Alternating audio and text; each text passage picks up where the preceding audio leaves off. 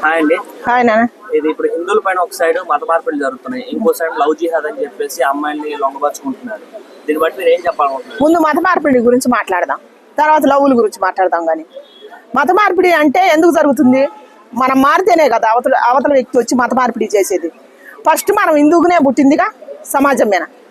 ఫస్టే నువ్వు క్రిస్టియన్స్, నువ్వు ముస్లిమ్స్, నువ్వు హిందూ అని కాదుగా.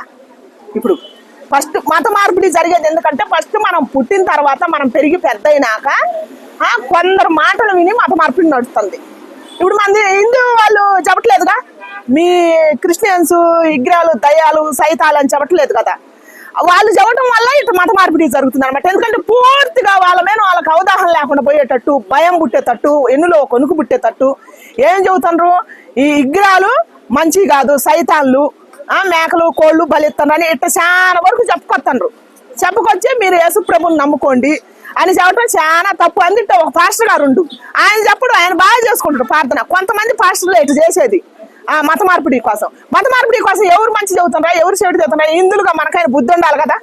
మన ఫస్ట్ మన పేర్లు ఏంది, మన ఊరు ఏంది, అసలు మన ధర్మం ఏంది, మన హైందవ ధర్మం ఏంది, మనం ఎక్కడ పుట్టినాం ఎక్కడ పెరిగినాం అని అది తెలుసుకోవాలి కదా. అది తెలుసుకోకుండా మార్చుకున్నాక మనమే మారుతున్నప్పుడు వాళ్ళంటాం దేనికి? ఇప్పుడు ఒకళ్ళు వచ్చి చెడగొడతారు ఒకళ్ళు చెప్పినంత మాత్రాన్ని మనం వింటామా? వాడు వచ్చి రెండు ధర్మంట నువ్వు తింటావా? నీ ధర్మం ఏందో, నీ కథ ఏందో నువ్వు చూసుకోవాలి కదా. నీ దేవుడు ఏందో, నీ దైవం ఏందో నువ్వు చూసుకోకుండా మారి వాళ్ళంటావు ఎందుకు? అందుకని దయచేసి మత మార్పిడి చేసే వాళ్ళని అసలుకి ఎక్కడెక్కడ ఉన్నారో చూసి, ఎవరైతే ఒక హిందూ దగ్గరకు వచ్చి మత మార్పిడి చేయాలనుకున్న వాళ్ళని గవర్నమెంట్ పట్టియాలి. ఫస్ట్ గవర్నమెంట్ ఎవరి ఇష్టం వాళ్ళది. ఇప్పుడు దేవుడు అంటే దేవుడు ఏంటంటే ఇప్పుడు మనం ఒక్కొక్కరు ఒక్కొక్క రూపు కోరుకుంటాం. ఆ రూపులో దేవుడు అవతరిస్తాడు. అది కనుక్కోవట్లేదు జనాలు. ఇప్పుడు దేవుడు సృష్టించిన మనసులో మనమే ఏర్పరచుకుంటున్నాం. కానీ దేవుడే అంతా ఒకటే. అల్లా అయినా ఒకటే, యేసు అయినా ఒకటే, రాముడైనా ఒకటే దేవుడు ధర్మం ఒకటేగా చెప్పింది. బైబిల్లో అయినా ఒకటే ధర్మం చెప్పింది, అల్లాలో ఖురాన్లో ఒకటే ధర్మం చెప్పింది, హిందువులో కూడా ఒకే ధర్మం వదిలిపెడతారు, దేవుళ్ళు పరుస్తారు. ఏమిటికని మనుషులుగా మనమే మారాలని నేను కోరుకుంటున్నా. ఇంకోటి ఏంటంటే ఇప్పుడు క్రిస్టియన్స్ కన్వర్ట్ అయ్యేది ఓన్లీ హిందువులు మాత్రమే. అవును, హిందువులే ఎక్కువ శాతం ఉన్నారు. కాదు అంటే నా క్వశ్చన్ అంటే క్రిస్టియన్స్ కన్వర్ట్ హిందువులు కాబట్టి, సో అందులో ఏంటంటే వాళ్ళు ఆధార్ కార్డు లో హిందూ అని ఉంటుంది, క్రిస్టియన్ ఉండదు. కాబట్టి కన్వర్ట్ అయిపోతున్నారు. హిందూకి కావాల్సిన ఏవైతే ఇవి ఉన్నాయి కదా అంటే బెనిఫిట్స్, ఆ బెనిఫిట్స్ అన్ని క్రిస్టియన్స్ కింద వాళ్ళు తీసుకుంటున్నారు. అంటే క్రిస్టియన్ కన్వర్ట్ అయిపోతున్నారు. అంటే ఒక రకంగా కాన్స్టిట్యూషన్ ఫ్రాడ్. అంటే మన గవర్నమెంట్ ని ఫ్రాడ్ చేస్తున్నారు కాన్స్టిట్యూషన్ ని. అది కాకుండా అంటే 420 కేసెస్ దీనిపైన కూడా వాళ్ళ పైన అవుతాయి. కానీ ఎందుకు మారట్లేదు దీనిపైన? అంటే గవర్నమెంట్ తెలియక గవర్నమెంట్ తెలుసు, కానీ ఎందుకు రియాక్ట్ అవుతుంది? రియాక్ట్ అవుతుందంటే సంఘాలు పుట్టుకొస్తాయి. నీ దేవుడు నా దేవుడు అని చెప్పి ఉద్యమాలు పెరిగి సమాజాన్ని పాడు చేస్తున్నాయని గవర్నమెంట్ ఆలోచిస్తుంది. ఇప్పుడు అని చెప్పిన ఒకళ్ళని కదిలించాం అనుకో.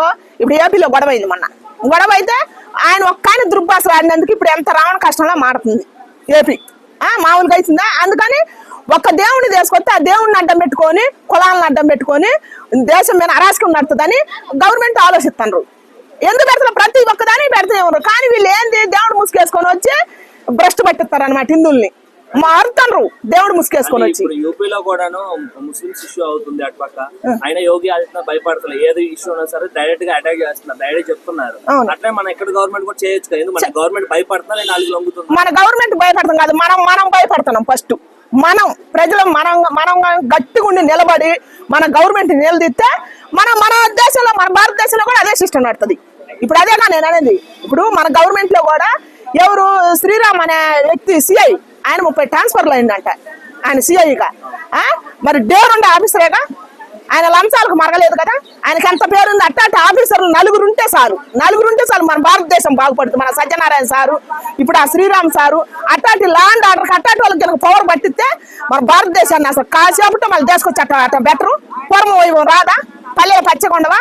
యూత్ మారరా? ఎక్కడ అన్యాయాలు జరిగినా కూడా, అరాచకం జరిగినా కూడా లాఠీ చూపిస్తారు కదా. అందుకని అట్టాటి వాళ్ళకి పవర్ ఇవ్వాలని మనం కోరుకోవాలి. కోరుకుంటే అక్కడ జరిగిన న్యాయం ఇక్కడ జరుగుద్ది. మరి మనం ఎంకరేజ్ చేయండి, ఎట్లా జరుగుద్ది మనకి? ఒక రకంగా అంటే ప్రజలు కూడా ఏమంటున్నారంటే ఇప్పుడు మోదీ అయిపోయిన తర్వాత ప్రైమ్ మినిస్టర్ కింద యోగి ఆదిత్యనాథ్ ఉంటే ఇవన్నీ క్లియర్ అవుతాయేమో, ఇట్లా మత మార్పిడి కానీ ఇవన్నీ క్లియర్ అవ్వచ్చేమో ఇండియా మొత్తం అంటున్నారు. మన భారతదేశంలో ఎవరు వచ్చిందా మనం మారండి. ఎవరు వచ్చినా కూడా అసలు ఎవరు వచ్చినా కూడా మారలేరు. ఫస్ట్ మనం మారాల. భారతదేశంలో హిందువులుగా పుట్టినందుకు మనకే ఇప్పుడు హిందువులు ముస్లింలు అని కొట్టుకుంటాం. కానీ ఏ దేశాన్ని ఉందా? లేదుగా. మన దేశాన్ని ఇదంతా ఉంది. అందుకని ఫస్ట్ మనమే మారాల. మనం మారితే వాళ్ళ పవర్ చూపిస్తారు.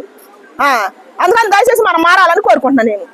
నెక్స్ట్ అంటే ఇంకో పాట వేసుకుందాం.